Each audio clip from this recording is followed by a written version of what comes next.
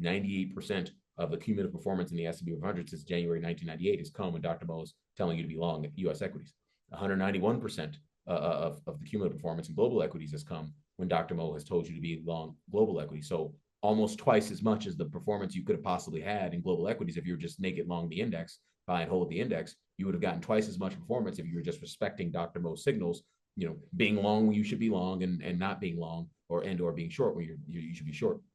In the long bond, it's 142% of the cumulative performance. So you would have earned more trading the long bond with Dr. Mo than you would have if you were just naked long the long bond since January 1998. 125% international bonds as well. So similar dynamic there. 102% in IG credit, 114% in high yield credit, 833% in the dollar. Now that sounds crazy, but the dollar is a more or less a stationary object over a long period of time, over a long enough period of time. So there's not a lot of cumulative performance in the dollar. So obviously, just the percentage math is it looks a little bit wacky there. But 148% sort of upside, or sort of 108% upside capture ratio in gold, and then you got a 252% upside capture ratio in commodities, 224% upside capture ratio in crude oil, 113% upside capture ratio in Bitcoin, 176% upside capture ratio on Ethereum. So again, Dr. Mo is better at trading each of these major asset classes than each of these asset classes are at trading themselves, with the exception of U.S. equities, of which it has a 98% upside capture ratio. So almost as good